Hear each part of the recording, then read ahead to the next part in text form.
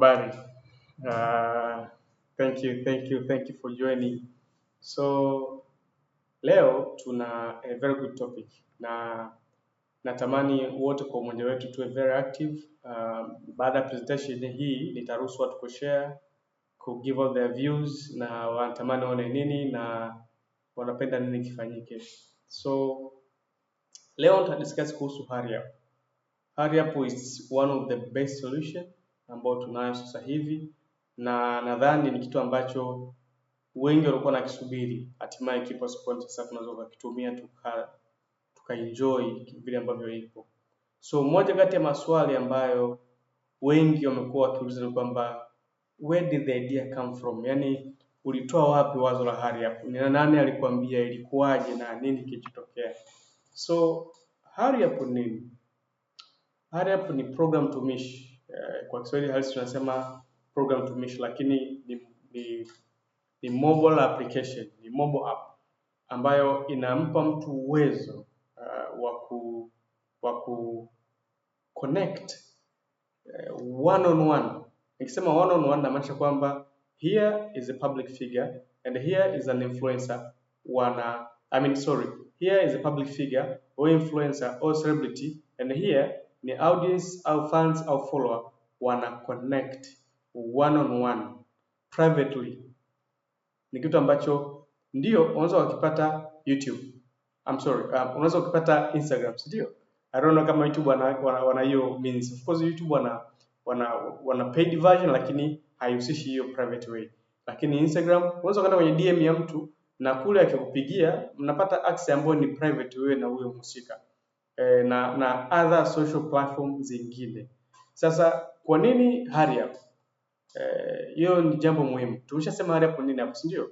Hurry up ni program tumishi ambayo ina offer a personalized conversation kati ya mtu mashuhuri na mtu wa kawaida, ambayo nimesema mtu mashuhuri anaweza kuwa ni public figure au kumuita celebrity au kumuita influencer au kumuita role model upon yourself. Lakini upande wa pili unaweza kumuita follower, unaweza kumuita fans, unaweza kumuita audience au shabiki au mfuatiliaji, jina lolote linafaa kumpa mtu. Sasa haya makundi mawili yamekuwa yakitengenezewa gap kwa miaka mingi sana, na imekuwa ni kitu adimu sana kutafuta mazingira ambao wanaweza kukutana. Sasa ni muda mzuri sasa wa kutengeneza namna ambayo wanaweza kukutana na ikawa ni mutual inclusion au ni mutual benefit kwa wote. Mmoja asiumie, mwingine asiumie, na wote wapate. Isiwe ni parasitic kind of relationship, bali ni mutual kind of relationship, kwamba everybody ana benefit kwenye hiyo ecosystem ya kuwakutanisha watu wawili. Ukweli ni kwamba kila mmoja anamtaka mwingine, ni vile tu hatuna huu mfumo, kwa sababu kitendo cha kuwepo na Instagram na Facebook na mifumo mingine na inafanya hawa watu waendelee communicate in a form ambayo tunasema ni one to many solution, kwamba ni mmoja anakutana na mamilioni. Sasa tumeona it's better tuende mbali kidogo kwenye huo mfumo. Sasa mtu atasema Josephat, wewe ni inventor, it has never been there before. No, mimi sio inventor, ila tu kwa version yetu, kwa style yetu, kwa namna yetu kama Watanzania, hicho kitu hakipo. Duniani kipo.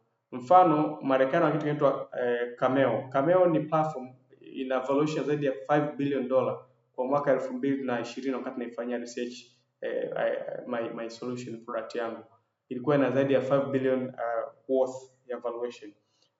Cameo inafanana na sisi kama hali hapa, lakini ina tofauti kidogo. Cameo yenyewe ni kwamba inafanya hivi, na show mimi ni influencer. Of course I am in my domain kwa technology, ndio. Sasa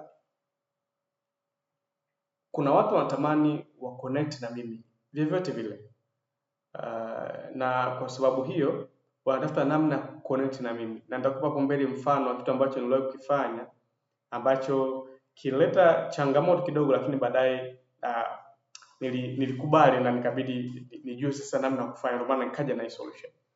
So Cameo wao wanafanya ni kwamba mimi ambaye ninampenda my influencer na my friends au my partner anajua kama nampenda influencer.